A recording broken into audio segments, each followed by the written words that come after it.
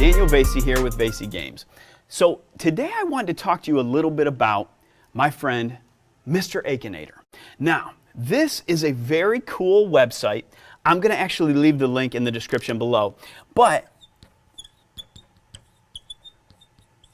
it's spelled like that. Now, Escandon is very cool. It's based on data collection and statistics and things like that, but you don't need to know any of that to use it. So some of you guys maybe have used this before, but when you go on there, what you do is you basically say, I want to play, and then it's going to ask you a bunch of yes or no questions about a character that you have in mind. So on my shirt today, I have about 7 gazillion Smash Brothers characters. You might have noticed I'm a video game maniac.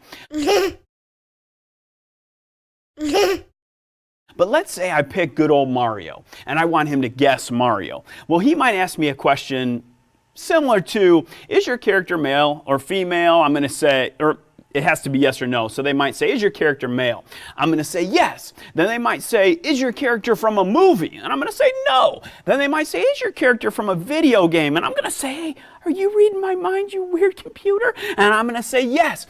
And it'll try to narrow it down so that within about 20 yes or no questions, it'll guess it. Now, I'm going to tell you, it would probably guess Mario pretty quickly.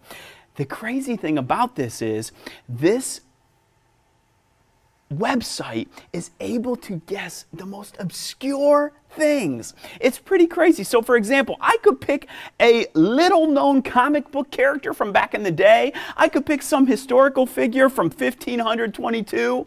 And this website will probably, within a set amount of questions, guess it.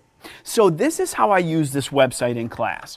And let me give you a little heads up, a little warning, some things that I found with this website that might not be appropriate for your class. So for example, back in the day when I was using this website, it had some ads that were popping up on the side that were semi-inappropriate, and I actually stopped using the website because of that. Then I went back to it later to check it out again, and the ads were gone, so they must have found out that those were on there and taken them off. Secondly, sometimes it will ask questions that are definitely a little upper level. So for example, it might say something like, does your character dress, half naked or something like that? And so you might have to be careful, especially with younger children. You might want to limit this to the older grades.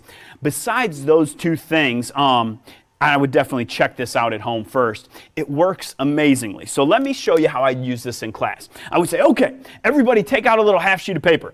So everybody's got their little half sheet of paper. They're never perfect. Strip like that. And then I'm going to say, okay, on your half sheet, write the name of a character. Could be a real person, living or dead. Could be a video game character, a movie star, actress, singer, famous chef, as long as they meet this requirement. They are semi to very famous. So what I mean by that is, at least some people in this class would have known who you're talking about. So you can't say, oh, I know my great Uncle Bertie. You have to say something like this movie star from the 1950s that if I said his name, at least a couple people would have heard of him before. Write that famous character down here. Could be a cartoon character, could be from anime, anything, historical figure, political figure. As long as they fit that requirement that they're semi-famous. So let me think of one real quick. You thought I was going to think of a video game character. All right, I'm going to go with Michael Jordan, baby. All right, so I'm going to write MJ. Michael Jordan. Then I'll ask the students, okay, once you've got your name, fold it in half. I'm going to take the pile of papers. I'm going to set them on the desk. Then I'm going to pull up Escandon. So don't pull up Escandon first, because then they'll know what you're doing. You want them to write the name first. Then you pull up Escandon, and you have the pile of papers, and you're going to pick one. Oh, Michael Jordan. Okay. So you'll let everyone in the class know who it is. And you're going to say, okay, do you guys know who this is? Can you answer some questions? Let them answer the questions. So start Escandon. It might say something like, are they a famous movie star? You'll let them say yes or no. And Escandon also has I don't know on there. So for example, if it says, does this character have 7 children? They might not know. You can, of course, Google things if you want to, but you're just going to click don't know. This is what I tell them. I'm going to say something like this. If Akinator guesses who your character is within 25 questions, you guys lose. If he can't guess who it is, you guys win. And so then you can put the class score, the Akinator score. So the first one, let's say he gets Michael Jordan. Of course he's going to get Michael Jordan. So Akinator wins. Akinator 1-0. Then you keep going like that. At the end, you're going to have a class score and an Akinator score, and you can reward the class somehow with candy, bonus points, anything like that. So far, I've been talking a lot about points that I do. Let me give you a little hint on how to use points. I do extra credit. Now, I'm going to tell you, not every teacher is in for extra credit. So most teachers that I've met are kind of against it. They're kind of like, if my students don't do normal credit, they are not going to get extra credit. And I understand that. Valid point. Let me explain to you how I do extra credit, and it might change your mind. What I do is I have my grades weighted. So it works even if you don't have your grades weighted. But my homework is a lower percent. Let's say 15% of the entire grade is based on homework. What I'll do is I will offer extra credit points. I'll keep track.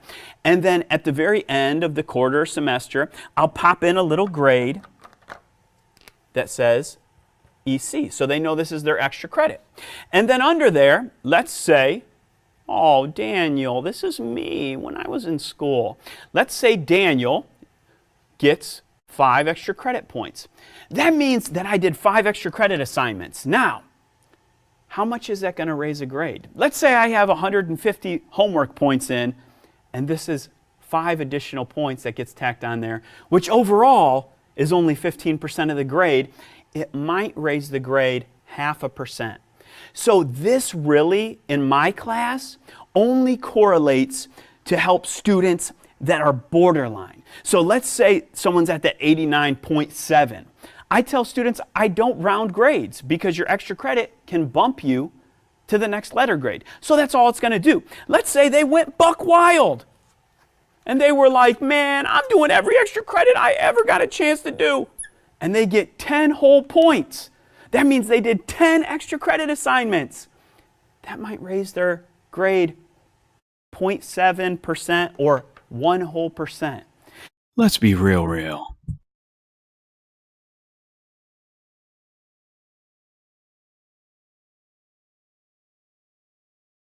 So it's still just for borderline grades, and they did a whole bunch of extra work for it. Now, how you can use that is like this. You can say something like, we're going to do the Akinator game at the end of the day, and if everybody gets their homework done within 20 minutes, so everybody's working, and if you guys beat the Akinator, then everybody in class will get an extra credit assignment.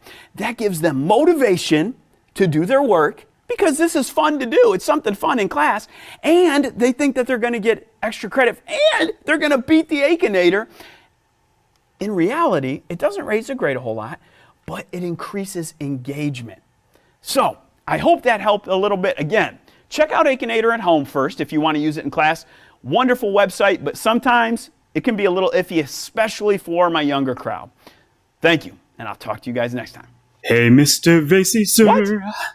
You ain't never had a friend, never had a friend like me. Jeez.